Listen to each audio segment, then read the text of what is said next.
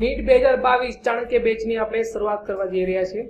Learn online feel offline concept. તો આ વેદ class જેને સાંભળ્યું હોય નામ તેના માટે કહી દઈએ કે આખા ભારત દેશમાં 400 થી પણ વધારે સ્કૂલ અને 15,000 થી પણ વધારે વિદ્યાર્થીઓ અત્યારે વેદ ક્લાસની સર્વિસ ઉપયોગ કરી રહ્યા છે. તો આપણે આ વેદ ક્લાસની એપ્લિકેશનમાં કયા કયા ફીચર મળે તે થોડું જાણી લઈએ. તો ચાણક્ય બેચમાં આપણે દરરોજ 2.5 કલાકનું લાઈવ લેક્ચર રાખેલું છે. આ લેક્ચરનું રેકોર્ડિંગ પણ તમને મળી જશે. આ લેક્ચરની આધારે એનું નોટ્સ છે તે પણ તમને પીડીએફ ફોર્મેટમાં એપ્લિકેશનમાં અવેલેબલ થઈ જશે. અને આ લેક્ચરના આધારિત જે ડીપીપી અને વીકલી ટેસ્ટનું આયોજન કરવામાં આવ્યું છે તે પણ રેગ્યુલર બેઝ ઉપર થશે. તો હવે આપણે જાણીએ મટીરિયલ વિશે. તો મટીરિયલમાં સૌથી પહેલી વસ્તુ તમને કહી દઈએ કે જે આપણે સ્લોગન છે learn online feel offline concept, એમાં ફીલ ઓફલાઈન હકીકતમાં થાય શું? તો અત્યારે જે ઓફલાઈન જે સિસ્ટમમાં આપણે ભણીએ છીએ તેમાં આપણે શું હોય છે કે કોચિંગ કે આપણા સ્કૂલ દ્વારા આપણે એક મટીરિયલ પ્રોવાઈડ કરવામાં છે અને તેના આધારે જ આપણે ભણવામાં આવે છે, બરાબર? તો અહીંયા પણ એ જ વસ્તુ બનશે. વેદ ક્લાસનું પોતાનું મટીરિયલ આપણે તમને ઘરે હોમ ડિલિવરી કરવામાં આવશે, જેમાં ટોટલી જ આખા વર્ષનો તમને એમાં સિલેબસ કમ્પ્લીટલી વ્યવસ્થિત ફોર્મેટમાં આપેલો છે. તો ચાણક્ય બેચની શરૂઆત ક્યાંથી થવાની છે તે જોઈ લઈએ. તો 27 સપ્ટેમ્બર 2021 થી આપણે ચાણક્ય બેચની શરૂઆત કરીએ છીએ. અને જે વિદ્યાર્થીને કદાચ આ વેદ ક્લાસની જાણતા ન હોય તેને કહી દઈએ કે આપણે ટોટલ 20 દિવસનો ડેમો રાખેલો છે અને 15 ઓક્ટોબર સુધી બધા જ ને એપ્લિકેશન ટોટલી ફ્રીમાં રાખવામાં આવી છે. એપ્લિકેશનની જે પ્રાઇસ જે જાણવા માંગતા હોય તો આ એપ્લિકેશનની પ્રાઇસ છે ટોટલ 20,000 રૂપિયા. નીટ 2022ના કોર્સની ચાણક્ય બેચની એટલે કે ટોટલ ફી થશે 20,000 રૂપિયા. પરંતુ જો તમે 15 ઓક્ટોબર પહેલા પરચેસ કરવા માંગતા હોય અને વેદ નીટ 2022 નો કૂપન કોડ ઉપયોગ કરશો તો તમને 20% ડિસ્કાઉન્ટ મળશે, એટલે તમારી ઓફર પ્રાઇસ થશે માત્ર 16,000 રૂપિયા. તો આ 16,000 રૂપિયામાં તમને material, live lecture, lecture note, એનું રેકોર્ડિંગ, ટોટલી બધી જ વસ્તુ તમને મળી જશે. અને જ્યાં સુધી નીટ 2022 નો હોય ત્યાં સુધી તમને હેન્ડ હોલ્ડિંગ સપોર્ટ પણ પૂરો આપવામાં આવશે. તો હવે વાત કરી જોઈ રહ્યા છો તો અત્યારે જ ડાઉનલોડ કરો વેદ ક્લાસની એપ્લિકેશન. તો તેના માટે સૌથી પહેલા પ્લે સ્ટોરમાં જઈને વેદ ક્લાસ જેવું સર્ચ કરશો તો કંઈક આ પ્રકારની ચાણક્ય બેચ વાળી તમને એક એપ્લિકેશન જોવા મળશે. આ એપ્લિકેશન ડાઉનલોડ કરો અને એમાં સાઇન અપ કમ્પ્લીટ કરી નાખો, બરાબર?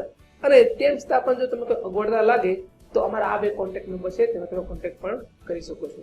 તો મળીએ છીએ ચાણક્ય બેચમાં 27 September. Thank you. Second unit પરમાણુય બંધારણ, એટોમિક સ્ટ્રક્ચર સ્ટાર્ટ કરીએ છીએ. આ યુનિટને આપણે મુખ્યત્વે બે ભાગમાં વહેંચીશું. આમાં પરમાણુના મૂળભૂત જે અપરમાણુય કણો છે, પ્રોટોન, ન્યુટ્રોન, ઇલેક્ટ્રોન, એની ગોઠવણી કઈ રીતે થયેલી છે અને એ અવકાશમાં પરમાણુ કેન્દ્રની આસપાસ કઈ રીતે રહેલા છે પરમાણુમાં, એને સમજાવવા માટેના જે સિદ્ધાંતો છે, થિયરીસ છે, એની વાત આવે છે પરમાણુય બંધારણમાં. હવે શરૂઆતના સમયથી આપણે વાત કરીએ તો પ્રાચીન ભારતીયો અને ગ્રીક તત્વજ્ઞાનીઓ એવું માનતા હતા કે પરમાણુઓ દ્રવ્યના મૂળ બંધારણ છે, મૂળભૂત કણો છે, ફંડામેન્ટલ પાર્ટિકલ્સ એટલે એટમ્સ. અને ખાસ એવો એ અવિભાજ્ય કીધા હતા પરમાણુને. પણ હાલમાં એ માન્યતા ખોટી પડી છે. ડાલ્ટન પણ એવું માનતો હતો કે પરમાણુ છે દ્રવ્યનો અંતિમ અવિભાજ્ય કણ છે, અનડિવિઝિબલ પાર્ટિકલ છે. પરંતુ હાલમાં એવું સાબિત થયું છે કે પરમાણુનું ફરીથી વિભાજન થઈ શકે છે. આ એક મુદ્દો તમારે ધ્યાનમાં રાખવાનો છે.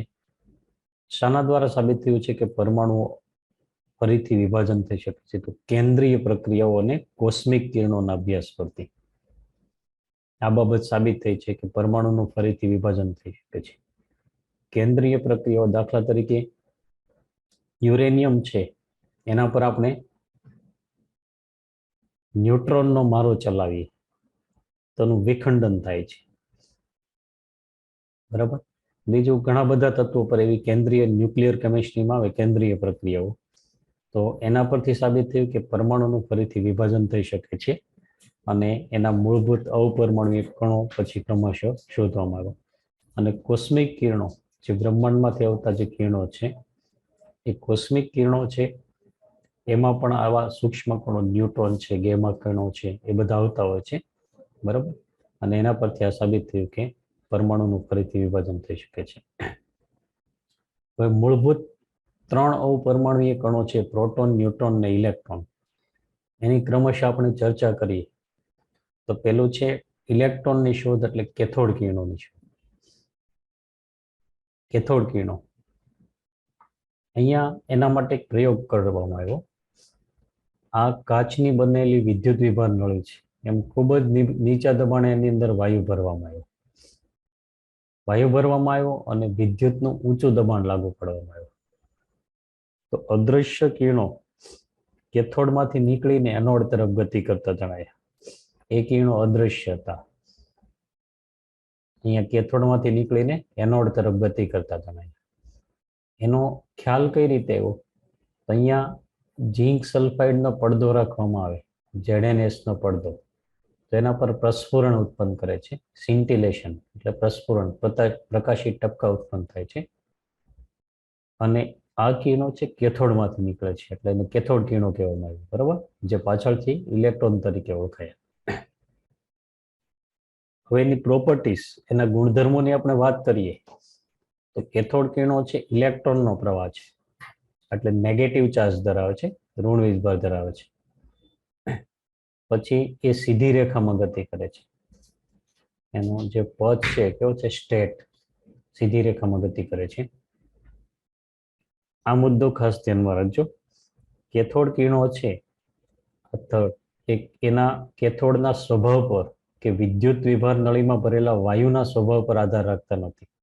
વાયુ અહીંયા ગમે તે ભરવામાં આવે, પણ એમાંથી જે વિકિરણો નીકળે છે એક સરખા જ નીકળે છે, અલગ અલગ નીકળતા નથી. એટલે વાયુના સ્વભાવ પર કે વિદ્યુત વિભાર નળીમાં ભરેલા વાયુના સ્વભાવ પર કે કેથોડ કઈ ધાતુનો બનેલો છે અહીંયા, એના પર ડિપેન્ડન્ટ નથી. અહીંયા તમે કોપર ધાતુનો કેથોડ લો, એલ્યુમિનિયમનો કેથોડ લઈને પ્રયોગ કરો, મેગ્નેશિયમનો કેથોડ લઈને પ્રયોગ કરો, કોઈ પણ ધાતુનો કેથોડ લઈને પ્રયોગ કરો, એમાંથી વિકિરણો એક સરખા જ નીકળે છે બધા. એનો મતલબ શું થાય? કે બધામાં કંઈક કોમન હોવું જોઈએ, બરાબર. આ બધામાં કંઈક સામાન્ય હોવું જોઈએ, તો જ આ પોસિબલ બને. અને સામાન્ય કણો છે પાછળ તેને ઇલેક્ટ્રોન નામ આપવામાં આવ્યું. બધામાં, બધા જે તત્વો છે, પરમાણુઓ છે, એમાં ઇલેક્ટ્રોન્સ રહેલા હોય છે. પછી એના માટે E/m ગુણોત્તર અચળ રહેલા છે. E/m ગુણોત્તર એટલે એને શું કહીશું આપણે? Charge by mass ratio. Charge, એક ઇલેક્ટ્રોન પરનો ચાર્જ કેટલો લઈએ છીએ? -1.602 ઇન્ટુ 10⁻⁹ કુલોમ્બ.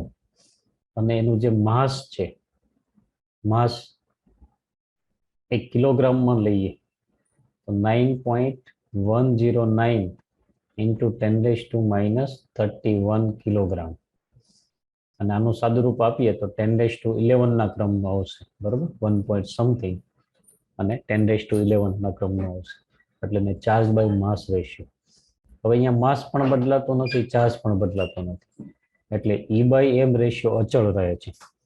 પ્રશ્નો ક્યારેક આના પરથી પૂછી નાખે. જ્યારે એનોડ કિરણો આપણે ભણીશું એના માટે ગુણોત્તર અચળ રહેતો નથી, એટલે E/m રેશિયો અચળ હોય છે. પછી કેથોડ કિરણો પ્રસ્ફુરણ ઉત્પન્ન કરે છે, સિન્ટિલેશન ઉત્પન્ન કરે છે. એટલે અહીંયા ઝીંક સલ્ફાઇડના પડદો રાખીએ અહીંયા, તો એના પર પડે એટલે પ્રકાશી ટપકા ઉત્પન્ન થાય છે, જેને આપણે શું કહીશું? પ્રસ્ફુરણ. પછી કંઈક ઉર્જા ધરાવે છે, એટલે યાંત્રિક અસર ઉત્પન્ન કરી શકે છે, એટલે એના માર્ગમાં આવતા ચક્રને ફેરવી શકે છે. પછી પદાર્થ પર પડે છે ત્યારે ગતિ ઉર્જાનો વિનિમય થાય, એટલે પોતાની ગતિ ઉર્જા પદાર્થને આપે તો પદાર્થ ગરમ થાય, એના અણુઓની ગતિ ઉર્જા વધી જાય છે, એટલે ગતિ ઉર્જાનો વિનિમય કરે છે. પછી કેથોડ કિરણો જ્યારે ભારે ધાતુ પર પડે છે ત્યારે ક્ષ કિરણો ઉત્પન્ન થાય છે, એક્સ-રેઝ ઉત્પન્ન થાય. ભારે ધાતુ પર પડે ત્યારે ક્ષ કિરણો ઉત્પન્ન થાય. એક્સ-રે કઈ રીતે લેવામાં આવે છે તમને ખ્યાલ હોય તો? એક ભારે ધાતુ, લેડ જેવી ભારે ધાતુની પ્લેટ હોય, પછી અહીંયા એનું ડિવાઇસ ચાલુ કરે એટલે અહીંયા કેથોડ કિરણો આના પર મારો ચાલે, એટલે એમાંથી શું ઉત્પન્ન થાય? આ પ્લેટ પર ક્ષ કિરણો ઉત્પન્ન થાય, એક્સ-રેઝ ઉત્પન્ન થાય. એટલે ભારે ધાતુ પર પડે ત્યારે ક્ષ કિરણો ઉત્પન્ન થાય છે. કેથોડ કિરણો જે વાયુમાંથી પસાર થાય છે એનું આયનીકરણ કરી શકે છે અને પાતળી ધાતુની પટ્ટીમાંથી વિભેદન પામી શકે છે, એટલે એમાંથી પસાર થઈ શકે છે, પેનિટ્રેટ થઈ શકે છે એમાંથી. હવે વાત કરીએ આપણે એનોડ કિરણો અથવા તો એનોડ રેસ. એનોડ કિરણો અથવા એનોડ રેસ છે જે કેનાલ રેસ તરીકે પણ ઓળખાય છે. એના પરથી પ્રોટોનની શોધ થઈ. ગોલ્ડસ્ટીન નામના વૈજ્ઞાનિકે છિદ્રાળુ કેથોડ એટલે કે પરફોરેટેડ કેથોડ, અહીંયા જે કેથોડ છે છિદ્રાળુ કેથોડનો યુઝ કર્યો. છિદ્રાળુ કેથોડનો યુઝ કરવામાં આવે તો ઉપરનો જે થોમ્સને પ્રયોગ કર્યો તો અહીંયા વાયુ ભરી અને વિદ્યુતનું ઊંચું દબાણ લાગુ પાડ્યું તો કેથોડના પાછળના ભાગમાં અહીંયા પ્રકાશિત વિસ્તાર જોવા મળ્યો છે. બરાબર, પ્રકાશ જોવા મળે છે. અને કેથોડ કિરણો તો અહીંયા ઉત્સર્જન થાય જ છે, પણ કેથોડ કિરણો આ દિશામાં ગતિ કરે એટલે અહીંયા જે વાયુ રહી છે એ વાયુનું આયનીકરણ કરે. એમાંથી ઇલેક્ટ્રોન દૂર થાય તો એ ધન આયન જે ઉત્પન્ન થાય છે ને, એ ધન આયન એ કોના તરફ આકર્ષાય? કેથોડ તરફ. કેથોડ અહીંયા ઋણ ધ્રુવ છે એટલે એના તરફ ધન આયન આકર્ષાય આ બાજુ, એટલે ધન આયન આમાંથી કેનાલ જેવું હોય એમાંથી પસાર થઈ જાય છે, એટલે એને આપણે કેનાલ રેસ તરીકે પણ ઓળખીએ છીએ. અને આ બાજુ અહીંયા પડદો રાખીએ તો અહીંયા પ્રકાશ જોવા મળે છે. બરોબર, એટલે એનો મતલબ અહીંયા જે વાયુ રહેલો છે નળીની અંદર, એના આયનીકરણ ત્યાં ઉત્પન્ન થયેલા હોય છે. પણ આમાં ચાર્જ બધાનો સરખો નથી હોતો. એને આપણે એનોડ કિરણો કીધું, 2 ઇલેક્ટ્રોન દૂર થયો તો ચાર્જ +2 એકમ હોય છે. 1 ઇલેક્ટ્રોન દૂર થયો તો +1 યુનિટ હોય છે. એટલે આ રીતે એને કારણે એના માટે E/m રેશિયો સરખો નથી આવતો, કારણ કે માસ પણ અલગ અલગ આવશે. વાયુ કેવો ભરેલો, ક્લોરીન વાયુ ભરેલો હોય તો ક્લોરીન પરમાણુનું દળ, હાઇડ્રોજન વાયુ ભરેલો હોય તો હાઇડ્રોજન પરમાણુનું દળ અલગ અલગ હોય છે. એટલે એક આ મુદ્દો ખાસ એનો અલગ પડશે કે E/m ગુણોત્તર છે એ નળીમાં ભરેલા વાયુના સ્વભાવ પર આધાર રાખે છે. પેલામાં કેથોડ રેસમાં એના પર આધાર રાખતું નથી. બરાબર, H2 વાયુનો ઉપયોગ કરવામાં આવે તો આ ગુણોત્તર મહત્તમ હોય, કારણ કે H2 નું દળ સૌથી ઓછું, દળ ઓછું હોય એટલે ગુણોત્તર મેક્સિમમ થશે H2 વાયુ માટે. બરાબર, પછી અન્ય ગુણધર્મોની આપણે ચર્ચા કરીએ તો એનોડ કિરણો ધન વીજભાર ધરાવે છે.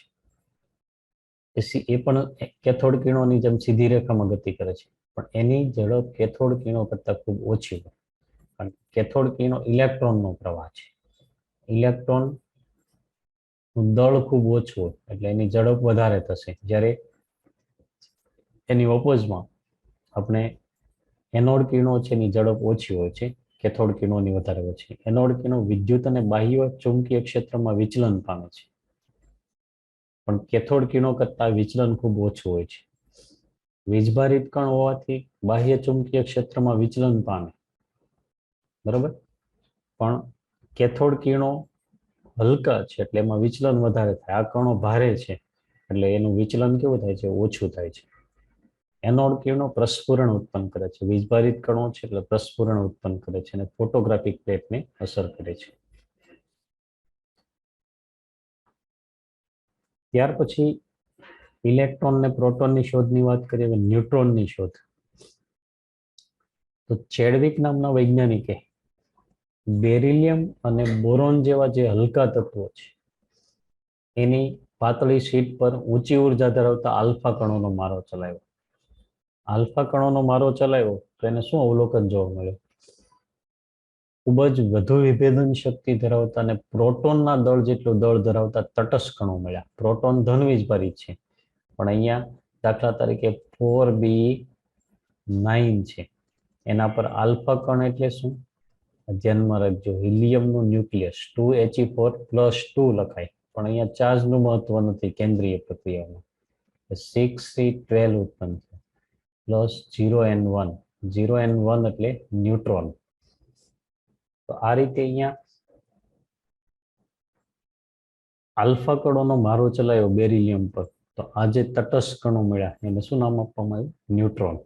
હવે અહીંયા દ્રવ્ય સંરક્ષણના નિયમનું પાલન થાય તો દળ સરખું રહે. 4 + 2 6 ને 0 6 9 ને 4 13 12 ને 13 બરાબર. એટલે આ એ કેન્દ્રીય પ્રક્રિયામાં સરવાળો સરખો થાય ઉપરનો ને નીચેનો પરમાણુ ભરાંક ને પરમાણુ ક્રમાંક. એ જ રીતે બોરોન પર ન્યુટ્રોનનો મારો ચલાવ્યો 5B10 એના પર ન્યુટ્રોનનો મારો ચલાવીએ આપણે એટલે આલ્ફા કણોનો મારો ચલાવીએ 2He4 તો ન્યુટ્રોન મળે છે. 7N13 એટલે નાઇટ્રોજનનો સમસ્થાનિક મળે છે +0N1. તો આ રીતે ન્યુટ્રોનની શોધ થઈ. હવે ક્ષ કિરણો વિશે તો ડિટેલમાં નથી તમારે ભણવાનું. એક્સ રેઝ અથવા તો રોન્ટજન એની શોધ કરી હતી એટલે એને રોન્ટજન રેઝ તરીકે પણ ઓળખીએ છીએ. ક્ષ કિરણો વીજભાર ધરાવતા નથી એટલે વિદ્યુત કે ચુંબકીય ક્ષેત્રમાં વિચલન પામતા નથી કે પ્રસ્ફુરણ અસર ઉદ્ભવતા નથી. પછી તેઓ વાયુનું આયનીકરણ કરી શકે છે અને કેટલીક ધાતુ પર પડે ત્યારે ઇલેક્ટ્રોનનું ઉત્સર્જન થાય. જીવન પેશીઓ પર વિનાશક અસર ઉત્પન્ન કરે છે. વારંવાર એક્સ-રે લેવામાં આવે તો કેન્સર થવાની શક્યતા રહે છે કારણ કે જીવન પેશીઓ પર વિનાશક અસર ઉત્પન્ન કરે છે. પરમાણુના મૂળભૂત 3 અવપરમાણુય કણો જે છે મૂળભૂત 3 અવપરમાણુય કણો પ્રોટોન, ન્યુટ્રોન અને ઇલેક્ટ્રોનના દળ અને વીજભારની માહિતી આપેલી છે. એમાં આ જે મૂલ્યો છે એ મૂલ્યો તમારે ખાસ યાદ રાખવાના નથી હોતા. બધા મૂલ્યો ખાલી ઇલેક્ટ્રોનનું દળ મોસ્ટલી તો આપી દે છે તમને પણ ક્યારેક જરૂર પડે છે. દળની વાત કરીએ તો AMU એકમમાં ઇલેક્ટ્રોનનું દળ 0.000546 AMU છે. પ્રોટોનનું દળ 1.00728 અને ન્યુટ્રોનનું દળ 1.00899 એટલે પ્રોટોન ને ન્યુટ્રોનના દળ તો લગભગ સમાન છે. ખાસ કિલોગ્રામ એકમમાં જોઈએ તો 9.109 × 10⁻31 કિલોગ્રામ કોનું દળ છે? ઇલેક્ટ્રોનનું. પ્રોટોનનું 1.673 × 10⁻27 કિલોગ્રામ અને ન્યુટ્રોનનું દળ 1.675 × 10⁻27 કિલોગ્રામ છે. પ્રોટોન ને ન્યુટ્રોનના દળ સરખા લીધા છે અને એકમ દળ લઈએ તો ઇલેક્ટ્રોનનું દળ લગભગ એના 1836માં ભાગનું છે. એટલે આપણે આમ લઈએ કે માસ of proton upon mass of electron is equal to 1836 આવશે એપ્રોક્સિમેટલી. અને માસ of proton mass of neutron upon mass of electron લઈએ આપણે માસ of neutron upon mass of electron તો એ એપ્રોક્સિમેટલી 1838 આવશે. તો એના પરથી આપણે એવું કહી શકીએ કે માસ of proton is equal to 1836 mass of electron and mass of neutron 1838 mass of electron. Electron કરતા પ્રોટોન 1836 ગણો ભારે છે અને ઇલેક્ટ્રોન કરતા ન્યુટ્રોન 1838 ગણો ભારે છે. તો અહીંયા એની કમ્પેરિઝન કરીએ આપણે તો એના પરથી કહી શકાય કે પરમાણુનું સમગ્ર દળ એના કેન્દ્રમાં કેન્દ્રિત થયેલું હોય છે કારણ કે પરમાણુના મૂળભૂત 3 અવપરમાણુય કણો છે પ્રોટોન, ન્યુટ્રોન અને ઇલેક્ટ્રોન. એ પૈકી પ્રોટોન અને ન્યુટ્રોન કેન્દ્રમાં છે, ઇલેક્ટ્રોન કેન્દ્રની બહાર છે. ઇલેક્ટ્રોન કરતા પ્રોટોન 1836 ગણો ભારે છે અને ઇલેક્ટ્રોન કરતા ન્યુટ્રોન 1838 ગણો ભારે છે. તો પ્રોટોન અને ન્યુટ્રોનના દળની સાપેક્ષમાં ઇલેક્ટ્રોનનું દળ અવગણીએ તો દળ માટે જવાબદાર કણો કોણ? ન્યુટ્રોન અને પ્રોટોન અને કેન્દ્રમાં છે એટલે સમગ્ર દળ ક્યાં કેન્દ્રિત થયેલું હોય છે? કેન્દ્રમાં. Total mass of an atom is concentrated to its nucleus. પરમાણુનું સમગ્ર દળ એના કેન્દ્રમાં કેન્દ્રિત થયેલું હોય છે. હવે ચાર્જની વાત કરીએ તો કુલોમ્બ એકમમાં ઇલેક્ટ્રોન પરનો ચાર્જ છે -1.602 ઇન્ટુ 10⁻⁹ કુલમ અને એટલો ચાર્જ પ્રોટોન પર છે. પણ ન્યુટ્રોન કોઈ ચાર્જ ધરાવતો નથી, ચાર્જલેસ પાર્ટિકલ છે. બરાબર. પણ ESU એકમ એટલે ઇલેક્ટ્રોસ્ટેટિક યુનિટ કહેવાય. ESU means electrostatic unit, US. એટલે ESU એકમમાં એના પરનો ચાર્જ માઇનસ ઇલેક્ટ્રોન પરનો -4.803 ઇન્ટુ 10⁻⁻10 ESU. સેમ ચાર્જ કોના પરનો છે? પ્રોટોન પરનો. બરાબર. પ્રોટોનને ઇલેક્ટ્રોન પરના ચાર્જના મૂલ્યો સમાન છે. એના પરથી કહી શકાય કે પરમાણુ વીજભારની દ્રષ્ટિએ તટસ્થ હોય છે. And atom is electrically neutral. કારણ કે પરમાણુના જે મૂળભૂત 3 અપરમાણુય કણોમાં પ્રોટોન ધન વીજભાર ધરાવે છે, ઇલેક્ટ્રોન ઋણ વીજભાર, ન્યુટ્રોન વીજભાર ધરાવતો નથી. અને એક પ્રોટોન પરના ધન વીજભારનું મૂલ્ય એક ઇલેક્ટ્રોન પરના ઋણ વિજભારના મૂલ્ય બરાબર. અને પ્રોટોન અને ઇલેક્ટ્રોનની સંખ્યા સરખી હોય એટલે કુલ ધન વીજભાર ને કુલ ઋણ વીજભાર સમાન થવાથી પરિણામી વીજભાર શૂન્ય ગણાય. એ પરમાણુ વીજભારની દ્રષ્ટિએ તટસ્થ હોય છે. હવે એકમમાં લઈએ તો ઇલેક્ટ્રોન પરનો ચાર્જ -1 એકમ લઈએ તો પ્રોટોન પર +1 એકમ થાય. ત્યારબાદ આપણે સૂત્રની વાત કરીએ તો v વેગથી ગતિ કરતા ઇલેક્ટ્રોનનું દળ. અહીંયા સ્થિર ઇલેક્ટ્રોનનું દળ અને ગતિ કરતા ઇલેક્ટ્રોનનું દળ સરખા નથી હોતા. સૂક્ષ્મ કણો માટે આ લાગુ પડે છે. v વેગથી ગતિ કરતા ઇલેક્ટ્રોનનું દળ m કહીએ તો m = m rest. m rest means electron સ્થિર હોય એનું દળ, સ્થિર ઇલેક્ટ્રોનનું દળ. m રેસ્ટ શું થશે? સ્થિર ઇલેક્ટ્રોનનું દળ upon √1 - v/c સ્ક્વેર, જ્યાં c પ્રકાશનો વેગ. એટલે v/c કંઈક મૂલ્ય ધરાવશે અને એને કારણે છેદ છે હંમેશા 1 કરતા નાનો આવશે. એટલે m હંમેશા m રેસ્ટ કરતા વધારે થશે. એટલે ગતિ કરતા ઇલેક્ટ્રોનનું દળ હંમેશા સ્થિર ઇલેક્ટ્રોનના દળ કરતા કેવું હોય છે? વધારે. એક નોંધ કરજો તમે. શું? ગતિ કરતા ઇલેક્ટ્રોનનું દળ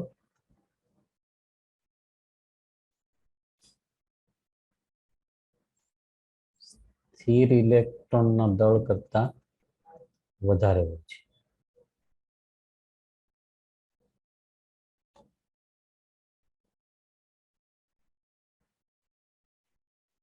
કારણ કે આનો છેદ છે 1 કરતા નાનો થશે.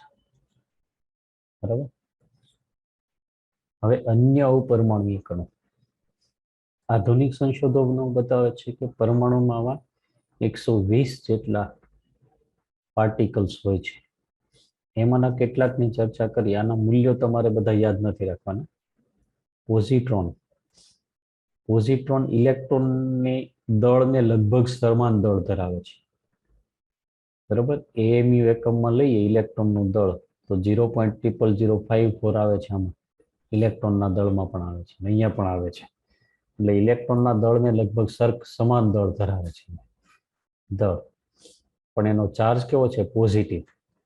એટલે ચાર્જનું મૂલ્ય પાછું ઇલેક્ટ્રોન પરના ચાર્જના મૂલ્ય જેટલું છે. પોઝિટિવ ચાર્જ છે એટલે એને પોઝિટ્રોન કહીએ છીએ. પછી ન્યુટ્રિનો છે એના પર કોઈ ચાર્જ નથી હોતો અને દળ ઇલેક્ટ્રોનના દળ કરતા ઓછું હોય છે. અતિ સૂક્ષ્મ કણ છે અને વીજભાર રહિત કણ છે. એન્ટીપ્રોટોન. એનું દળ પ્રોટોનના દળને મળતું આવે છે. જુઓ, પ્રોટોનનું દળ AMU એકમમાં છે 1.007 આવે છે. અહીંયા પણ 1.007.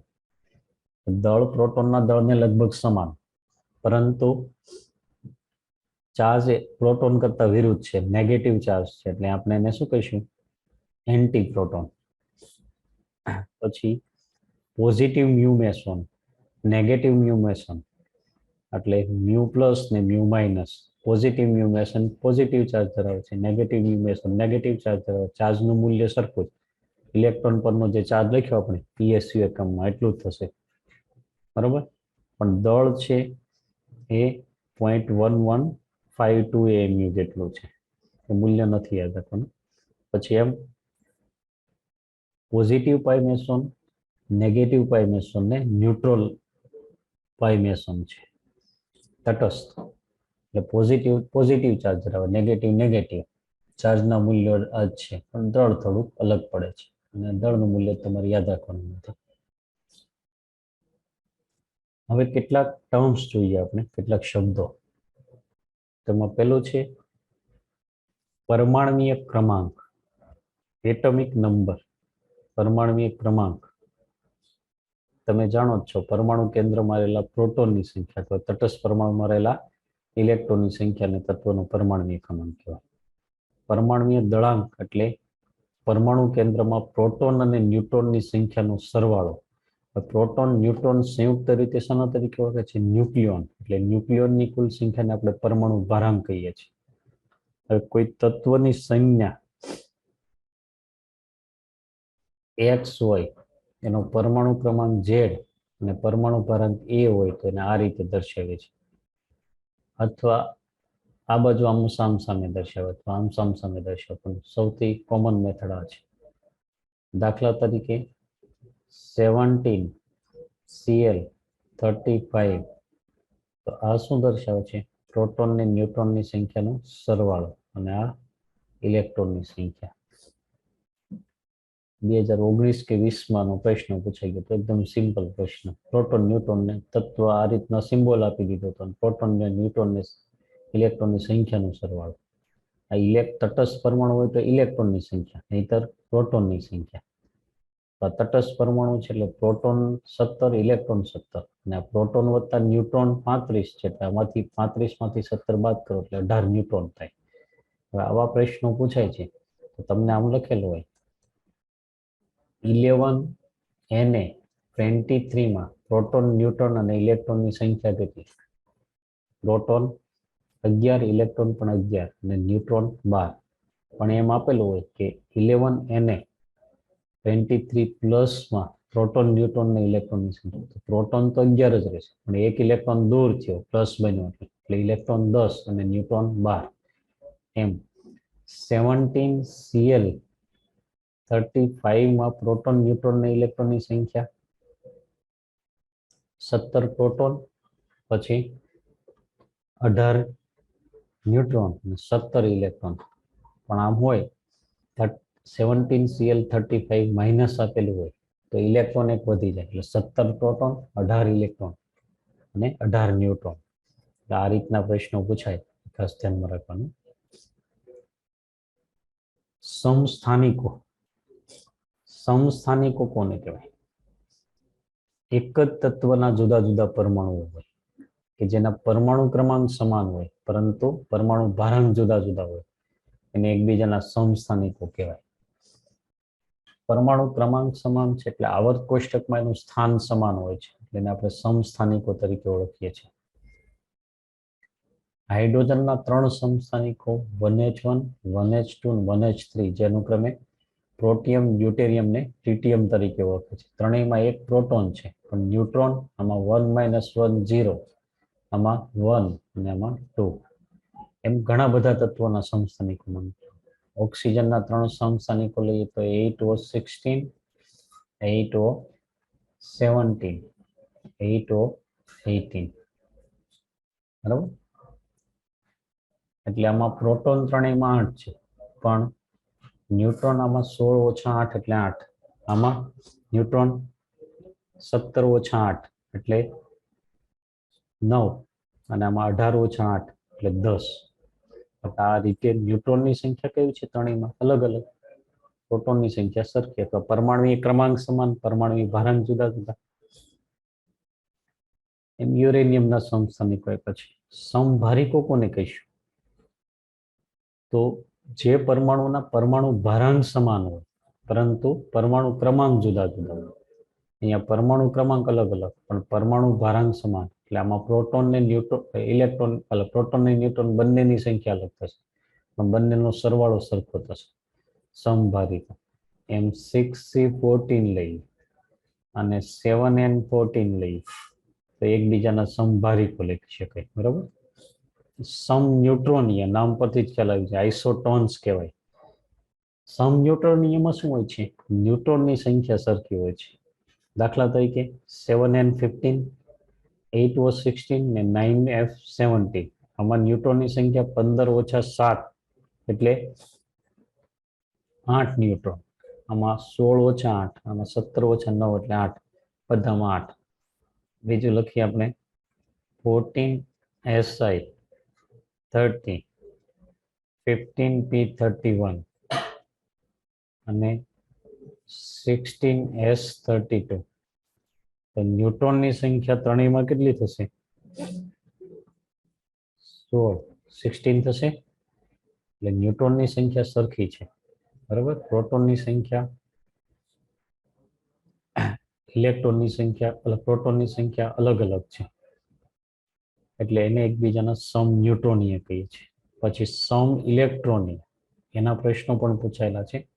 સમ ઇલેક્ટ્રોનિયમમાં હંમેશા ઇલેક્ટ્રોનની સંખ્યા સરખી હોય. તો ઇલેક્ટ્રોનની સંખ્યા ગણતા આવડવી જોઈએ. સીઓમાં કાર્બનના 6 ઇલેક્ટ્રોન, ઓક્સિજનના 8, 6 ને 8 14. એનો પ્લસ લઈએ તો એનના 7, ઓક્સિજનના 8 15, પ્લસ 1 છે એટલે 1 ગુમાવ્યું એટલે 14. પછી સીએન માઇનસમાં કાર્બનના 6, નાઇટ્રોજનના 7 એટલે 14, એક મેળવેલો છે એટલે 15, 6 7 13 ને એક મેળવેલો છે 14. C2 માઇનસ 2માં બંને કાર્બનના 6 6 એટલે 12 અને 2 મેળવેલા 14, એટલે ચારે ચારમાં ન્યુટ્રોનની ઇલેક્ટ્રોનની સંખ્યા સરખી છે, એટલે સમ ઇલેક્ટ્રોનની. બીજું લઈએ BO3 માઇનસ 3 લઈએ, CO3 માઇનસ 2 અને NO3 માઇનસ. તો ત્રણે ત્રણમાં ન્યુટ્રોનની સંખ્યા એક સરખી જ થશે. જો BO3 માઇનસ 3માં બોરોનના 5, ઓક્સિજનના 8 તેરી 24, 24 ને 5 29, 3 મેળવેલા એટલે 32. આમાં 6, બરાબર, 8 તેરી 24 ને 6 30 ને 2 મેળવેલા 32. આમાં નાઇટ્રોજનના 7, 8 તેરી 24 ને 7 31 ને 1 મેળવેલા એટલે 32. બરાબર. તો આ એકબીજાના શું કહેવાય? સમ ન્યુટ્રોનીય, સમ ઇલેક્ટ્રોનીય. ઇલેક્ટ્રોનની સંખ્યા કેવી છે? સરખી છે, એટલે શું કહીશું? સમ ઇલેક્ટ્રોનીય કહીશું. અને એકબીજાના સમ ઇલેક્ટ્રોનીય, બરાબર. સમ ઇલેક્ટ્રોનીય.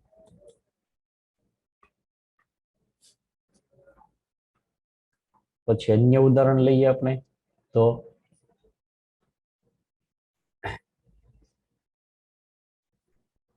PO4 માઇનસ 3 છે, SO4 minus 2, PO4 minus 3, SO4 minus 2 અને ClO4 માઇનસ. ઓક્સિજન ન ગણો તોય ચાલે, કારણ કે ઓક્સિજન તો બધામાં 4 છે.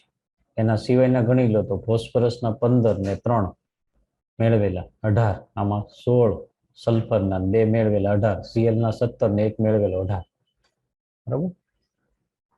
આઇસોડાયાફર્સ. આઇસોડાયાફર્સ કોને કહીશું? જેના આઇસોટોપિક નંબર સમાન હોય.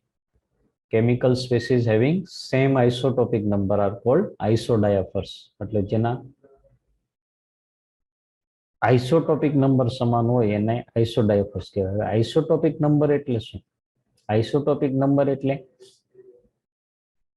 તો ન્યુટ્રોન અને પ્રોટોનની સંખ્યાનો તફાવત. દાખલા તરીકે તમને ઉદાહરણ આપ્યું છે 92 યુરેનિયમ 235 અને 90 થોરિયમ 231. તો ન્યુટ્રોનની સંખ્યામાં કેટલી થશે? 235 ઓછા 92 એટલે 143. અને આમાં ન્યુટ્રોનની સંખ્યા 141 થશે. પ્રોટોનની સંખ્યા આમાં 92 અને આમાં 90. હવે આ તફાવત લઈએ આમાં, તો આમાં તફાવત આવશે 51 અને આમાં પણ તફાવત 51. તો આના 51 છે ને આપણે શું કહીશું? આઇસોટોપિક નંબર. શું કહીશું? આઇસોટોપિક નંબર. તો આઇસોટોપિક નંબર સમાન આવે તો એને એકબીજાના શું કહેવાય? આઇસોડાયાફર્સ કહેવાય. આઇસોટોપિક નંબર એટલે ન્યુટ્રોન અને પ્રોટોનની સંખ્યાનો તફાવત. પછી આઇસોસ્ટર્સ. સમાન પરમાણુની સંખ્યા અને સમાન ઇલેક્ટ્રોન ધરાવતા રાસાયણિક ઘટકોને આઇસોસ્ટર્સ કહેવાય. N2 અને CO સમ ઇલેક્ટ્રોનીય તો છે જ, પણ પરમાણુની સંખ્યા સરખી છે. આ બે પરમાણુનો બનેલો છે, આ બે પરમાણુ સેમ આમાં છે. NO2 માઇનસ ને O3 સમ ઇલેક્ટ્રોનીય તો છે જ, પણ સાથે સાથે પરમાણુની સંખ્યા પણ સમાન છે. એટલે શું કહીશું આપણે એને? એકબીજાના આઇસોસ્ટર્સ કહીશું. ઉપર ઉદાહરણ લખ્યા એ બધા પણ આઇસોસ્ટર્સ જ છે, બરાબર? આઇસોસ્ટર્સ તરીકે લઈશું આપણે એને. હવે ત્યાર પછી હવે મેઇન ટોપિક પર આવીએ છીએ આપણે બધા. વિદ્યુત ચુંબકીય વિકિરણ, ઇલેક્ટ્રોમેગ્નેટિક રેડિયેશન. એટલે વિદ્યુત ચુંબકીય વિકિરણ કોને કહીશું? તો આપણે તો અહીંયા મેઇન વસ્તુ છે દ્વિસ્વભાવની પણ ચર્ચા કરવાની છે. દ્વૈત સ્વભાવ, વિકિરણનો દ્વૈત સ્વભાવ. વિદ્યુત ચુંબકીય વિકિરણ એટલે સર્કિટમાંથી આપણે વિદ્યુત પ્રવાહ પસાર કરીએ તો એમાં વિદ્યુત ચુંબકીય તરંગો જેવા કે એમાં ક્ષ કિરણો છે, ગેમા કિરણો છે, પારજાંબલી કિરણો છે, દૃશ્યમાન કિરણો છે વગેરે રેડિયો તરંગો છે, બધા ઉત્પન્ન થાય છે. અને એના પ્રસરણ માટે કોઈ માધ્યમની જરૂર પડતી નથી. આ ખાસ એની લાક્ષણિકતા છે. they do not require any medium for propagation. એટલે એના પ્રસરણ માટે કોઈ માધ્યમની જરૂર પડતી નથી. એટલે એને આપણે શું કહીશું? વિદ્યુત ચુંબકીય વિકિરણ તરીકે ઓળખીએ છીએ. હવે આ જે વિદ્યુત ચુંબકીય વિકિરણો છે એ બધાનો વેગ એક સરખો છે. જે આપણે પ્રકાશનો વેગ લઈએ છીએ એટલો વેગ લેવાનો, 3 × 10⁸ મીટર પર સેકન્ડ. આ એક ખાસ ધ્યાનમાં રાખજો. પછી ક્ષ કિરણ હોય, ગેમા કિરણ હોય, પારજાંબલી કિરણ હોય, બરાબર, રેડિયો તરંગો હોય, બધાનો. હવે વિદ્યુત ચુંબકીય વિકિરણ બે પ્રકૃતિ ધરાવે છે. કઈ બે પ્રકૃતિ? એક છે તરંગ પ્રકૃતિ, વેવ નેચર, અને બીજી આવશે કણ પ્રકૃતિ. તો એની જે તરંગ પ્રકૃતિ છે, તરંગ પ્રકૃતિના ગુણધર્મોની પેલા ચર્ચા કરીએ તો પેલા તરંગ પ્રકૃતિ શેને આધારે સાબિત થઈ? તેના વ્યતિકરણ અને વિવર્તન જેવી ઘટનાઓ એ દર્શાવે છે. વ્યતિકરણ અને વિવર્તન એ તરંગનો ગુણધર્મ છે. તરંગ સ્વરૂપે હોય તો જ આ ગુણધર્મ જોવા મળે. એટલે એના પરથી યુજીન્સ નામના વૈજ્ઞાનિકે તરંગ પ્રકૃતિવાદનો સિદ્ધાંત રજૂ કર્યો કે પ્રકાશ તરંગ સ્વરૂપે અસ્તિત્વ ધરાવે છે, અથવા વિદ્યુત ચુંબકીય વિકિરણ છે તરંગ સ્વરૂપે અસ્તિત્વ ધરાવે છે. તરંગ સ્વરૂપે હોય તો એના ગુણધર્મો જોઈએ તો પહેલો ગુણધર્મ છે તરંગ લંબાઈ, વેવલેન્થ. વેવલેન્થ કોને કહીએ છીએ? બે ક્રમિક શૃંગ અથવા બે ક્રમિક ગર્ત વચ્ચેના અંતરને આપણે તરંગ લંબાઈ કહીશું. માની લો કે કોઈ લંબગત તરંગ છે તો એમાં એના પ્રસરણની દિશાને લંબ દોલનો થતા હોય છે, આ રીતે પ્રસરે છે. વિદ્યુત ચુંબકીય વિકિરણ આ રીતે પ્રસરણ પામે છે તો આને શું કહીશું? શૃંગ. અને નીચેનું છે ને નીચેનું મહત્તમ અંતર શું કહેવામાં છે? મહત્તમ સ્થાનાંતર એને ગર્ત કહેવાય. તો અહીંયાથી અહીંયા સુધી આવી આપણે. હા, એટલે એક તરંગ પૂરું થયું કહેવાય. એની લંબાઈ કેટલી થશે? આટલી લંબાઈ ગણાય એટલી. આટલું અંતર થાય. પાછું અહીંથી સેમ શરૂ થાય છે. આ પાછું આ સેમ શરૂ થયો છે. તો આટલું અંતર એ તરંગ લંબાઈ. એ ખરેખર એટલા અંતર જેટલું થશે ને, એટલે વ્યાખ્યાની દ્રષ્ટિએ શું કહીશું? બે ક્રમિક શૃંગ અથવા બે ક્રમિક ગર્ત વચ્ચેના અંતરને શું કહેવામાં છે? તરંગ લંબાઈ કહેવામાં છે. તરંગ લંબાઈના એકમ તરીકે આપણે અંતરના એકમ જે પણ આવશે, મીટર, સેન્ટીમીટર, નેનોમીટર, એંગસ્ટ્રોમ, આ 4 એકમ આપણે આ વધારે આવશે, બરોબર? ક્યારેક પીએમ આવશે, પાઇકોમીટર, એટલે તરંગ લંબાઈ. પછી આ એક ક્રમ તમારે ધ્યાનમાં રાખવાનો છે. એક વખત આઈઆઈટીમાં પૂછેલો છે, એટલે ક્યારેક આઈઆઈટીના બેઠા પ્રશ્નોમાં પૂછી નાખે છે. સિમ્પલ પ્રશ્નો એ બેઠા પૂછી નાખે. તો સૌથી ઓછી તરંગ લંબાઈ કોસ્મિક રેઝની હોય છે. એના કરતા આ ક્રમ ધ્યાનમાં રાખજો તમે. કોસ્મિક રેઝની હોય છે, એના કરતા વધારે ગેમા રેઝ, એના કરતા વધારે એક્સ રેઝ, ક્ષ કિરણો, એના કરતા વધારે અલ્ટ્રાવાયોલેટ રેઝ. પછી વિઝિબલ એટલે દ્રશ્યમાન, અલ્ટ્રાવાયોલેટ્સ એટલે પારજાંબલી, ઇન્ફ્રારેડ એટલે પારરક્ત, માઇક્રોવેવ્સ અને રેડિયો વેવ્સ. પ્રશ્ન એવો પૂછાય ગયો કે નીચેના પૈકી કોની તરંગ લંબાઈ સૌથી વધુ હશે? વિકલ્પમાં કોસ્મિક રેઝ આપ્યો હતો, પારજાંબલી કિરણો આપ્યો હતો, માઇક્રોવેવ્સ આપ્યો હતો, રેડિયો તરંગો. તો રેડિયો તરંગો છે એની તરંગ લંબાઈ સૌથી વધારે હોય છે. જે આધુનિક કોમ્યુનિકેશન છે એના માટે આ રેડિયો તરંગોનો ઉપયોગ થાય છે, બરોબર, રેડિયો વેવ્સ. પછી દ્રશ્યમાન વિકિરણો છે, હા, એમાં આપણે વિબગ્યોર લઈએ છીએ, જાનીવાલી પિનારા, violet, indigo, blue, green, yellow અને ઓરેન્જ ને રેડ.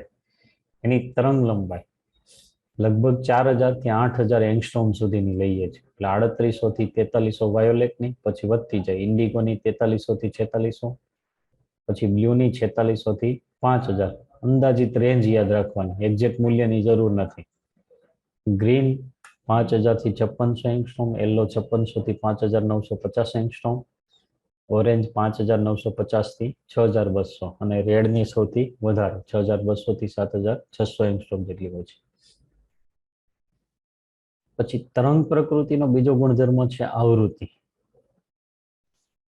ફ્રીક્વન્સી. આવૃત્તિ, આવૃત્તિ કોને કહીશું? માધ્યમના કોઈ એક બિંદુ પાસેથી 1 સેકન્ડમાં પસાર થતા તરંગોની સંખ્યા એટલે આવૃત્તિ. દાખલા તરીકે આપણે બોલીએ એ ધ્વનિના તરંગો છે. તો કોઈ બિંદુ પાસેથી આપણી સામે કોઈ એક બિંદુ લઈએ, એની પાસેથી 1 સેકન્ડમાં 200 તરંગો પસાર થઈ જતા હોય, તો એની આવૃત્તિ કેટલી કહેવાય? 200 હર્ટ્ઝ અથવા 200 પ્રતિ સેકન્ડ. અને આવૃત્તિ અને તરંગ લંબાઈના સંબંધનો ઉપયોગ ખાસ તમારે ન્યુ બરાબર c/λ આ સંબંધ, આના પરનો પ્રશ્ન નીટ 2021માં પૂછાઈ ગયો. ખાલી સંબંધ ન્યુ બરાબર c/λ. આ સૂત્રનો ઉપયોગ કરીને કિંમતો મૂકવાની હતી, બરાબર. આવૃત્તિ આપેલી હતી, તરંગ લંબાઈ શોધવાની હતી. સી એટલે પ્રકાશનો વેગ, જે તમે જાણો છો, 3×10⁸ મીટર પર સેકન્ડ, તો 3×10⁻10 સેન્ટીમીટર પર સેકન્ડ. પછી તરંગ સંખ્યા કોને કહીશું? Wave number. તો 1 સેન્ટીમીટરમાં રહેલી તરંગ લંબાઈઓની સંખ્યાને શું કહીશું આપણે? તરંગ સંખ્યા. માની લો કે આ લંબગત તરંગ છે,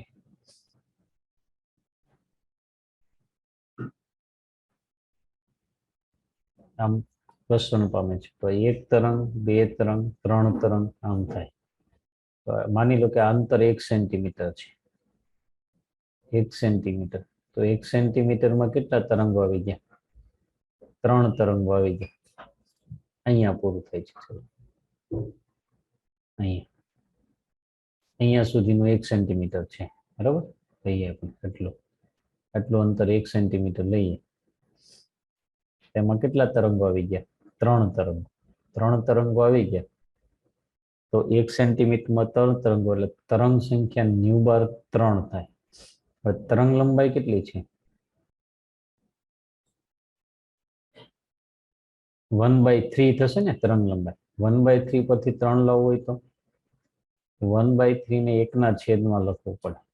એટલે 1/3 તો લેમડા થાય, એટલે 1/λ થાય. એટલે ન્યુ બાર બરાબર 1/λ આ સૂત્ર થશે, બરાબર. અને એનો એકમ મીટર ઇન્વર્સ અથવા સેન્ટીમીટર ઇન્વર્સ આવશે. આગળ પણ આવશે, અહીંયા થોડું ન્યુ બાર આવશે, ઉપર લીટો આવશે. તરંગ સંખ્યાને આપણે ન્યુ બાર વડે દર્શાવીશું, બરાબર. ન્યુ બાર વડે તરંગ સંખ્યા. કંપ વિસ્તાર કોને કહેવાય? એમ્પ્લિટ્યુડ. તો તરંગના શૃંગની ઊંચાઈ કે ગર્તની ઊંડાઈને શું કહીશું આપણે? તરંગ કંપ વિસ્તાર તરીકે આપણે ઓળખીએ છીએ, એમ્પ્લિટ્યુડ તરીકે ઓળખીએ છીએ. આ શૃંગની ઊંચાઈ એટલી થાય, અથવા તો ગર્તની ઊંડાઈ, એને શું કહીશું? કંપ વિસ્તાર તરીકે ઓળખીએ છીએ, બરાબર.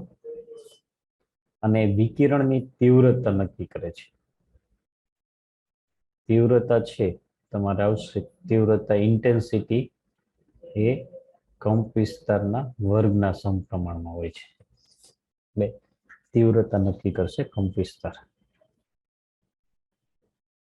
ત્યાર પછી હવે આપણે કણ પ્રકૃતિની ચર્ચા કરવાની છે. વિદ્યુત ચુંબકીય વિકિરણની કણ પ્રકૃતિ. અને કણ પ્રકૃતિ માટે આપણે એક ઘટના ભણીશું, કાળા પદાર્થનું વિકિરણ, એટલે કે એને આપણે બ્લેક બોડી રેડિયેશન તરીકે ઓળખીએ છીએ, કાળા પદાર્થનું વિકિરણ.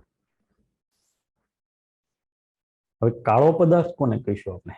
કાળો પદાર્થ એટલે રંગમાં કાળો એવું જરૂરી નથી, બરોબર, પણ વિકિરણનો સંપૂર્ણ શોષક કે ઉત્સર્જક એને કાળો પદાર્થ કહેવામાં આવે છે. અને એમાંથી ઉત્સર્જિત વિકિરણને કાળા પદાર્થનું વિકિરણ કહેવામાં આવે છે.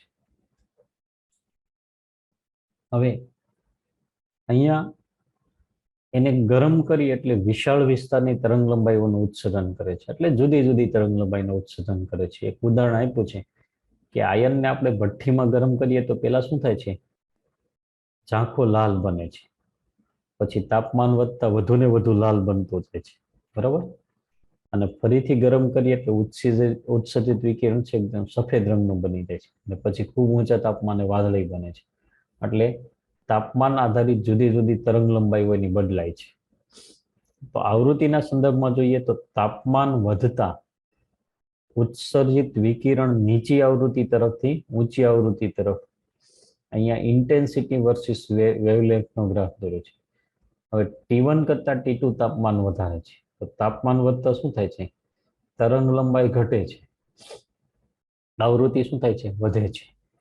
એટલે અહીંયા ઊંચી આવૃત્તિ તરફથી નીચી આવૃત્તિ તરફથી ઊંચી આવૃત્તિ તરફ જાય છે તાપમાન વધતા ગ્રાફ. અને કાળા પદાર્થમાંથી ઉત્સર્જિત વિકિરણનો આવૃત્તિ વિતરણ દોરીએ, એટલે આપણે તીવ્રતા વિરુદ્ધ આવૃત્તિ વક્ર દોરીએ તો એ તાપમાન પર આધાર રાખે છે.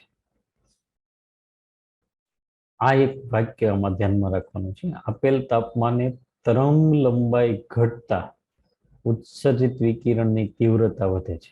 જો અહીંયા તરંગ લંબાઈ 3000, 2000, 1000, તો અહીંયા શું થાય છે?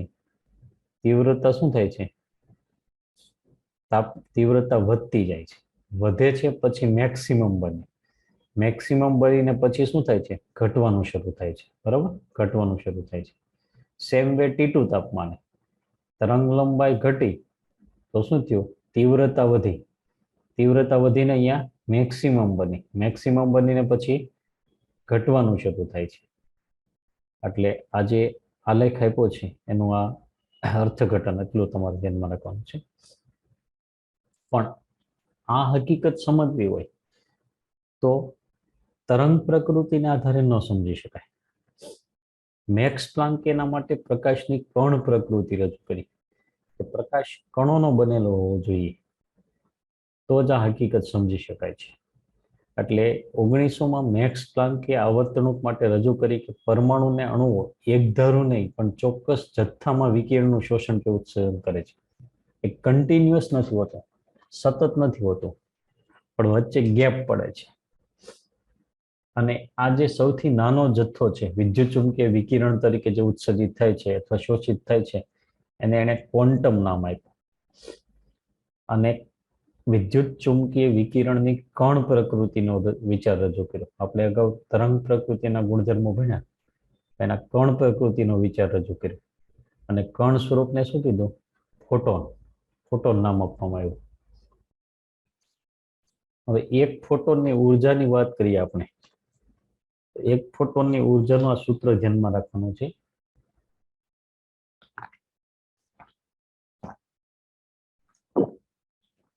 એક ફોટોનની ઉર્જા E = h².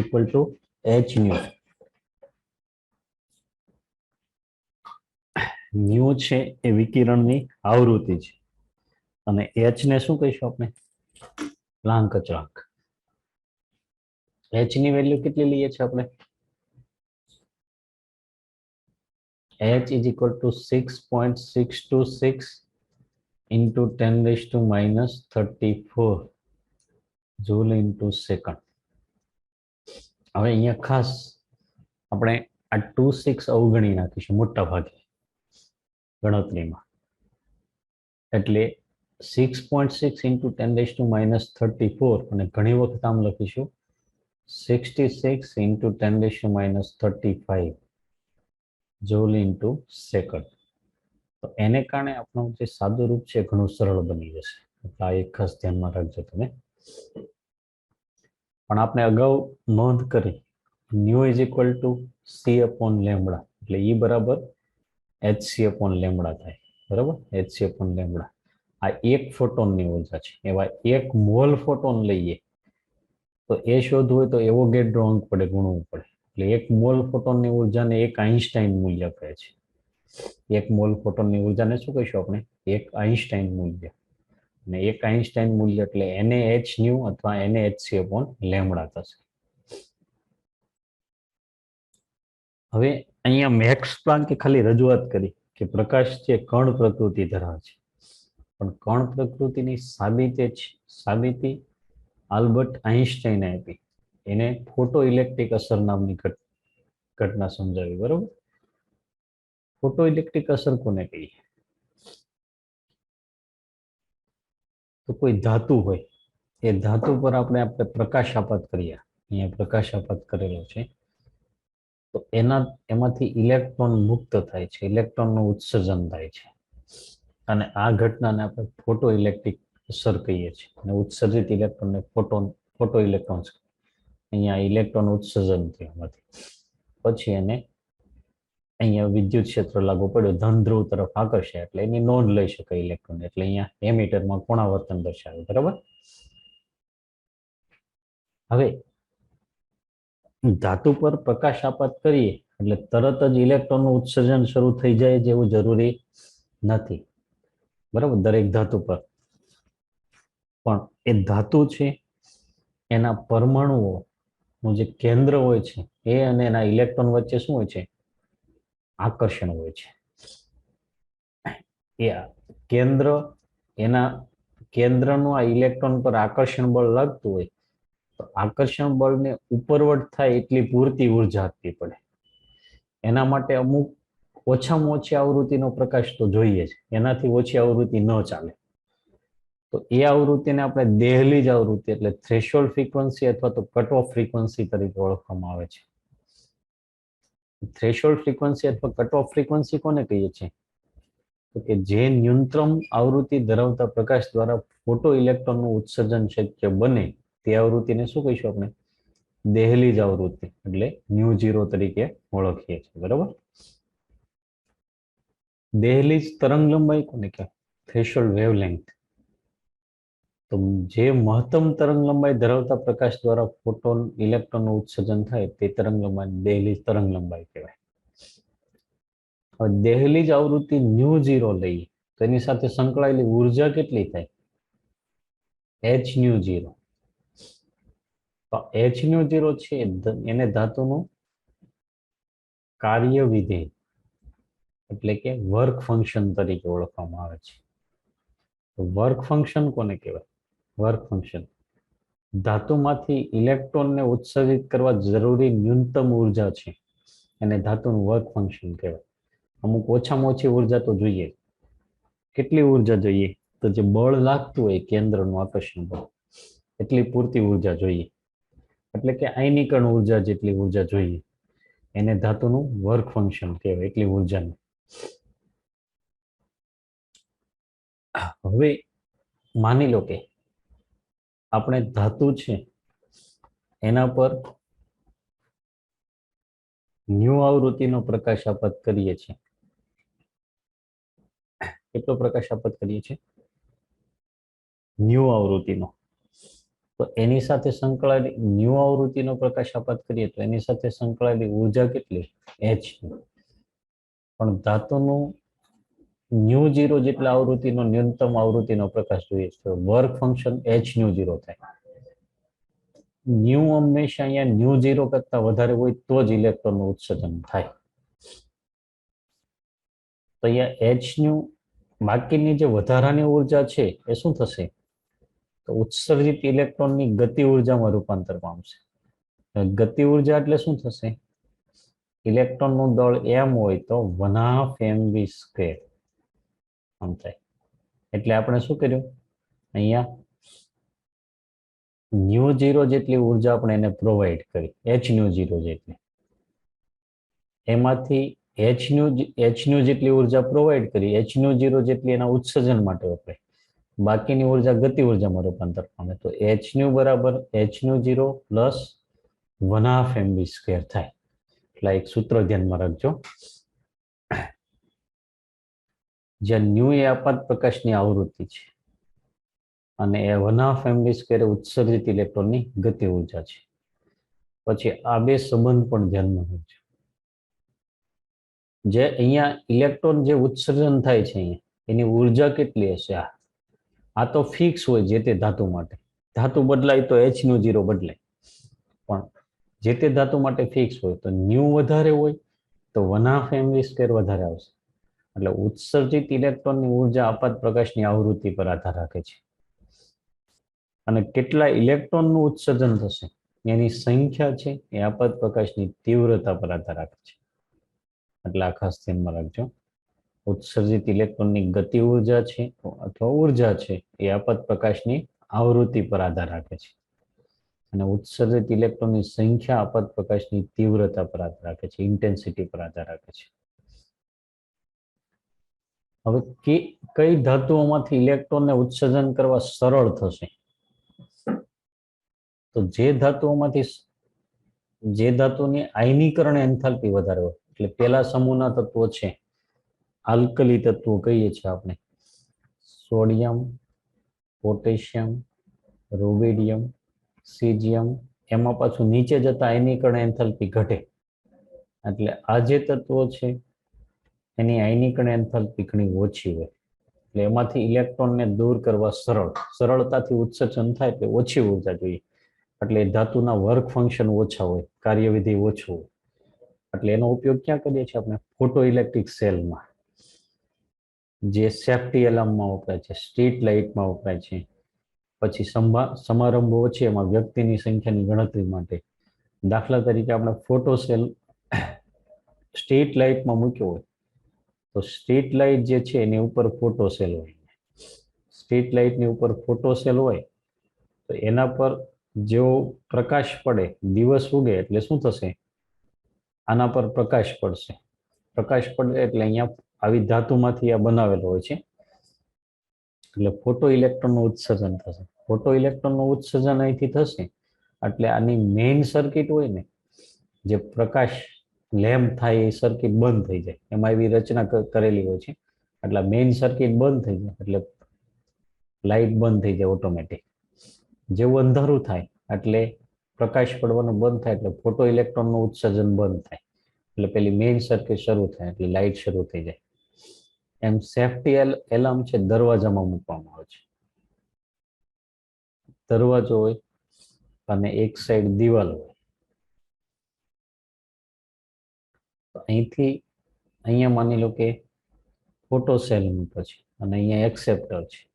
આ દરવાજો બંધ છે એટલે અહીંથી ફોટો ઇલેક્ટ્રોનનું ઉત્સર્જન થતું હોય એટલે એક્સેપ્ટરમાં આવે, બરાબર. પણ જેવો અહીંયા દરવાજો ખુલે એટલે શું થશે? આ પ્રવાહ કટ થશે. એટલે આની સાથે એલાર્મ જોડેલો હોય, એટલે એલાર્મની જેવો પ્રવાહ કટ થાય ને એટલે એલાર્મની સર્કિટ શરૂ થાય. એલાર્મની સર્કિટ શરૂ થાય તો શું થાય? એલાર્મ વાગે એટલે દરવાજો ખુલે તો એલાર્મ વાગે એટલે એને સેફ્ટી એલાર્મ કહેવામાં આવે છે, બરાબર. પછી સમારંભોમાં કોઈ વ્યક્તિ હોય એની ગણતરી, માની લો કે આપણે કોઈ પુસ્તક મેળો હોય કે એમાં જઈએ તો વચ્ચે બોક્સ હોય, એમાંથી પસાર થવાનું હોય. તો અહીંયા ફોટો સેલ હોય અને અહીંયા એનું એક્સેપ્ટર હોય, એટલે અહીંયાથી પ્રવાહ વહેતો હોય. એટલે જેવો વ્યક્તિ આમાંથી પસાર થાય એટલે અહીંયા પ્રવાહ કટ થાય, અને કેટલી વખત કટ થયો એનું રેકોર્ડ થતું જાય, પાછળ રેકોર્ડર જોડેલું હોય, એના પરથી એની ગણતરી થઈ શકે છે. પછી છે સ્ટોપિંગ પોટેન્શિયલ. ફોટો ઇલેક્ટ્રોનનો કલેક્ટર છે એના પર આપણે વિદ્યુત સ્થિતિમાનનો તફાવત લાગુ પડે એટલે વિરુદ્ધ બળ લગાડીએ તો ફોટો ઇલેક્ટ્રોનની ગતિ ઉર્જા ધીમે ધીમે ઘટતી જાય. પછી જેમ વોલ્ટેજ વધારતા જઈએ એમ ગતિ ઉર્જા ઘટતી જાય અને અમુક ચોક્કસ વોલ્ટેજ એ શૂન્ય બની જાય. તો જે ચોક્કસ વોલ્ટેજ છે એટલે કે લઘુત્તમ પોટેન્શિયલ છે એને સ્ટોપિંગ પોટેન્શિયલ કહેવામાં આવે છે. એટલે એનું વહન અટકાવી દે છે, બરાબર, જે આપાત પ્રકાશની તીવ્રતાથી સ્વતંત્ર છે. હવે ઇલેક્ટ્રોન પરનો ચાર્જ E હોય અને સ્ટોપિંગ પોટેન્શિયલ V0 હોય તો EV0 એની ઉર્જા થાય અને એ કોના બરાબર થાય? પેલી ગતિ ઉર્જા, કારણ કે ગતિ ઉર્જા એની શૂન્ય બનાવી દે છે, બરાબર. ગતિ ઉર્જા બરાબર એટલી ઉર્જા વિરુદ્ધ દિશામાં પ્રોવાઈડ કરે. બે ગ્રાફ છે, એક છે કાઇનેટિક એનર્જી વર્સિસ ન્યુ, એટલે આપાત પ્રકાશની આવૃત્તિ ન્યુ, અને બીજો છે કાઇનેટિક એનર્જી વર્સિસ ઇન્ટેન્સિટી, એટલે કે તીવ્રતા. હવે કાઇનેટિક એનર્જી છે તીવ્રતા પર, આપાત પ્રકાશની તીવ્રતા પર આધાર નથી રાખતી, આવૃત્તિ પર આધાર રાખે છે. એટલે તીવ્રતા વાળો ગ્રાફ છે ગતિ ઉર્જા વિરુદ્ધ તીવ્રતાનો આલેખ તીવ્રતાના અક્ષને સમાંતર આવશે, એટલે એનો સ્લોપ એટલે કે ઢાળ 0 થશે. પણ અહીંયા કાઇનેટિક એનર્જી વર્સિસ ન્યુનો આલેખ દોરીએ તો કાઇનેટિક એનર્જી આપણે ફોટો ઇલેક્ટ્રોનની લઈ છે, એટલે ફોટો ઇલેક્ટ્રોન ઉત્સર્જિત થાય પછી જ કાઇનેટિક એનર્જી એની જોવામાં આવે. તો ન્યુ 0 જેટલી લઘુત્તમ આવૃત્તિ તો જોઈએ છે, એટલે અહીંથી શરૂઆત થઈ ગ્રાફની, એટલે આંતરછેદ 0 ન થાય. અહીંથી આમ ગ્રાફ પૂછ્યો નીચેના પૈકી કયો ગ્રાફ ખોટો છે, ને આમ ગ્રાફ આપ્યો હોય તો એ ખોટો થાય. ન્યુ 0 જેટલી આવૃત્તિથી શરૂઆત થાય અને પછી જેમ તીવ્રતા વધે એમ ગતિ ઉર્જા વધતી જાય, કારણ કે આ સૂત્ર પરથી જ કહી શકીએ આપણે. h ન્યુ બરાબર h new 0 plus 1/2 mv square.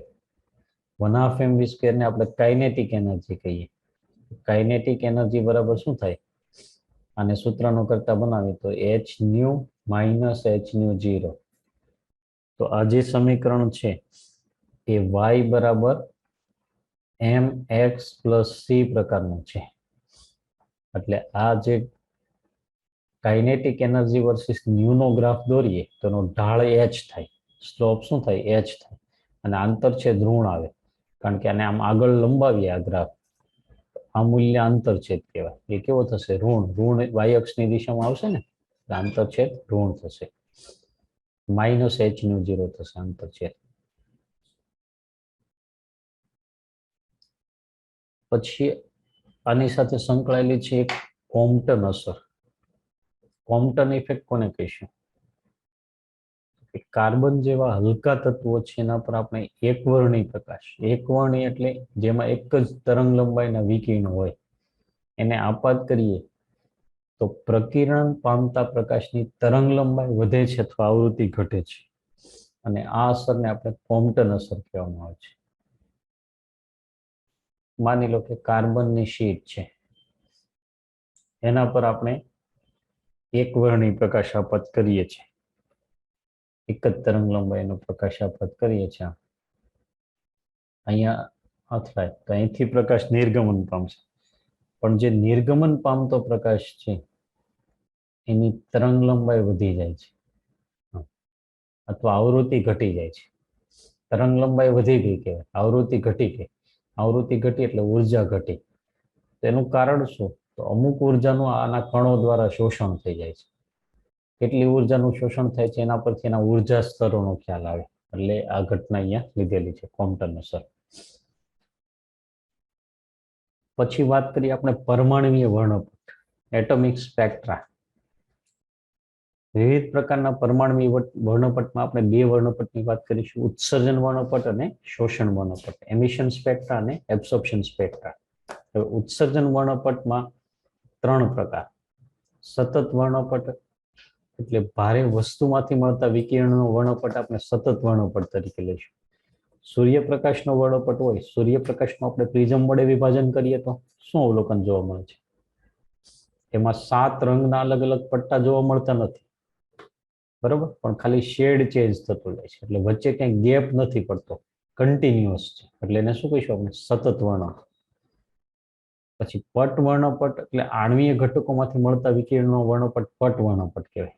આણ્વીય ઘટક હોય, અણુઓ, તો એના આણ્વીય કક્ષક ચિત્રમાં જે તમે કક્ષકો બને છે, σ1s, σ*1s, σ2s, આ બધી, એમાં એની ઉર્જાના ડિફરન્સ હોય, એટલે વચ્ચે ગેપ પડી જાય છે, એટલે બેન્ડ મળે છે એમાં પટ્ટા. N2Y નો વર્ણપટ, O2Y નો વર્ણપટ વગેરે પટ વર્ણપટ થશે. અને રેખીય વર્ણપટ એટલે લિનિયર સ્પેક્ટ્રા કોને કહીશું? તો જ્યારે કોઈ પરમાણુ કે પરમાણુય ઘટકોને વિકિરણનું ઉત્સર્જન કરતો બનાવવામાં આવે ત્યારે રેખીય વર્ણપટ મળે. હાઇડ્રોજનનો વર્ણપટ, બલ્બમાં, પછી સોડિયમ વેપર લેમ્પ, અહીંયા હાઇડ્રોજનનો વર્ણપટ આપ્યો છે તમને, એ રેખીય ઉત્સર્જન વર્ણપટ છે. અહીંયા વિદ્યુત વિભર નળીમાં આપણે ખૂબ નીચા દબાણે હાઇડ્રોજન વાયુ ભરી અને વિદ્યુતનું ઊંચું વોલ્ટેજ લાગુ પાડીએ આપણે, તો શું થાય છે? આછા જાંબલી રંગના પ્રકાશનું ઉત્સર્જન થાય છે. એને આપણે ફોકસ કરવા માટે લેન્સમાંથી પસાર કરીએ અને પછી પ્રિઝમમાંથી પસાર કરીએ તો અહીંયા એનું વિભાજન થાય, એની તરંગ લંબાઈને અનુરૂપ, કારણ કે આમાં વિવિધ તરંગ લંબાઈનો પ્રકાશ હોય. હાઇડ્રોજનના ઉર્જા સ્તર અલગ અલગ હોય. એનું કેન્દ્ર હોય તો પહેલું ઉર્જા સ્તર એટલે કક્ષા, બીજું ઉર્જા સ્તર, ત્રીજું ઉર્જા સ્તર. પેલા ઇલેક્ટ્રોન ધરાવસ્થામાં હતા, ત્યાંથી ઉત્સર્જન પામીને ઊંચા ઉર્જા સ્તરમાં જાય, બીજામાં જાય, ત્રીજામાં, ચોથામાં, પાંચમામાં. ત્યાંથી પાછું ધરાવસ્થામાં આવે ને ત્યારે જે ઉત્સર્જિત વિકિરણ છે એની આવૃત્તિ કે તરંગ લંબાઈ અલગ અલગ હોય અને એને આધારે અહીંયા વિભાજન થશે અને વિભાજન થાય, સ્પ્લિટિંગ થાય એટલે અહીંયા વર્ણપટ રેખાઓ મળે છે. આ વર્ણપટ રેખાઓ મળે છે વિવિધ. આ વર્ણપટ રેખા એટલે તમારે શું સમજવાનું? કોઈ ચોક્કસ તરંગ લંબાઈ કે ચોક્કસ આવૃત્તિનો પ્રકાશ થશે. શું થશે? કોઈ ચોક્કસ તરંગ લંબાઈ અથવા ચોક્કસ આવૃત્તિનો પ્રકાશ થાય. પછી બીજા ઉર્જા સ્તરમાંથી આવતો હોય, ત્રીજામાંથી આવતો હોય, એ પ્રમાણે વિવિધ રેખાઓ, આ જે શ્રેણીઓ મળે છે વર્ણપટની, એની ચર્ચા આપણે આગળ આવશે. એટલે આને હાઇડ્રોજનનો ઉત્સર્જન વર્ણપટ કહેવાય. હવે શોષણ વર્ણપટ એટલે જ્યારે કોઈ વિકિરણને કોઈ પદાર્થ કે માધ્યમમાંથી આપણે જ્યારે પસાર કરીએ ને તો એ માધ્યમ દ્વારા ચોક્કસ તરંગ લંબાઈના કેટલાક વિકિરણોનું શોષણ થાય છે અને આ ચોક્કસ તરંગ લંબાઈ સિવાયના વર્ણપટને શું કહેવામાં છે? શોષણ વર્ણપટ. દાખલા તરીકે આપણી પાસે કોપર સલ્ફેટનું દ્રાવણ છે, CuSO4 નું દ્રાવણ છે, એમાંથી આપણે કોઈ વિકિરણ પસાર કરીએ તો આમાં Cu+2 આયનો હોય, એના ઉર્જા સ્તરને આધારે અમુક ચોક્કસ તરંગ લંબાઈનું શોષણ થાય. પછી આમાંથી જે પ્રકાશ નીકળે એનો આ રીતે વર્ણપટ પછી મેળવવામાં આવે તો વર્ણપટમાં શું થાય? આ રેખું વચ્ચે અમુક લાઈન શું હોય? ગેરહાજર. પછી આ બીજી શ્રેણી મળે, એમાં પણ અમુક લાઈન ગેરહાજર હોય. તો અહીંયા ગેરહાજર લાઈન છે, માની લો કે અહીંયા ગેરહાજર છે, અહીંયા ગેરહાજર છે, એનો મતલબ શું? એનું અહીંયા શોષણ થઈ ગયેલું છે. એટલે અહીંયા જે વર્ણપટ મળ્યો હોય શોષણ વર્ણપટમાં. શોષણ વર્ણપટમાં આપણને જે ગેરહાજર રેખા અથવા તરંગ લંબાઈ છે એના પરથી શું નક્કી થાય? કે એનું અહીંયા શોષણ થઈ ગયું છે અને એના પરથી એના ઉર્જા સ્તરોની માહિતી મળે છે. તો એના પણ 3 પ્રકાર: સતત શોષણ વર્ણપટ એટલે કન્ટિન્યુઅસ એબ્સોર્પ્શન સ્પેક્ટ્રમ. તો ઘટ પદાર્થમાંથી પસાર થતા વિકિરણનો વર્ણપટ સતત શોષણ વર્ણપટ હોય છે. લીલી વનસ્પતિ છે, સૂર્યપ્રકાશનું શોષણ કરે, ક્લોરોફિલ દ્રવ્ય હોય એના દ્વારા, તો એનો જે વર્ણપટ મળે એ કેવું મળે? સતત શોષણ વર્ણપટ, કન્ટિન્યુઅસ મળે. બરાબર. પછી પટ શોષણ વર્ણપટ એટલે બેન્ડ એબ્સોર્પ્શન સ્પેક્ટ્રમ છે. અણુ દ્વારા જે શોષણ પામતા પ્રકાશનું વર્ણપટ પટ શોષણ વર્ણપટ કહેવાય. અને રેખીય શોષણ વર્ણપટ લાઇન એબ્સોર્પ્શન સ્પેક્ટ્રમ છે, પરમાણુ દ્વારા શોષણ પામતા પ્રકાશનો વર્ણપટ રેખીય વર્ણપટ હોય છે. આ રીતે આ 3 પ્રકાર આપણે વર્ણપટના લીધા. ત્યાર પછીના આપણા ટોપિક આવે છે વિવિધ પ્રકારના પરમાણ્વીય નમૂના. એમાં એક પરમાણ્વીય નમૂનાની આપણે ચર્ચા કરીએ, એ છે થોમ્સનનો પરમાણુ નમૂનો, થોમ્સન્સ એટોમિક મોડેલ, અથવા તો એને પ્લમ પુડિંગ અથવા રેઝિન પુડિંગ અથવા તો વોટરમેલન મોડેલ તરીકે ઓળખવામાં આવે છે. તરબૂચ નમૂના તરીકે પણ ઓળખવામાં આવે છે. થોમ્સનના પરમાણુ નમૂનામાં શું સ્વીકારવામાં આવે? થોમ્સન એવું માન્યું કે પરમાણુ એ ધન વીજભાર યુક્ત ગોળા રૂપ હોય છે. આ રીતે ધન વીજભારનો ગોળો હોય છે એટલે ધન વીજભાર એમાં એક સરખી રીતે વહેંચાયેલો હોય છે. બરાબર, ધન વીજભાર એક સરખી રીતે આખા પરમાણુમાં વહેંચાયેલો હોય છે અને પરમાણુનું દળ પણ એના કેન્દ્રમાં કેન્દ્રિત થયેલું હોય છે એવી વાત નથી કરવામાં આવતી, પણ અહીંયા સમગ્ર પરમાણુમાં એક સરખી રીતે દળ વહેંચાયેલું હોય છે એવું માનવામાં આવ્યું. બરાબર. બીજું એના નમૂનામાં એમ કહેવામાં આવ્યું કે પરમાણુના ધન વીજભારને તટસ્થ કરવા માટે એની આસપાસ ઇલેક્ટ્રોન રહેલા હોય છે, ઋણ વીજભારિત ઇલેક્ટ્રોન રહેલા હોય છે, એટલે પરમાણુ વીજભારની દ્રષ્ટિએ તટસ્થ રહે છે.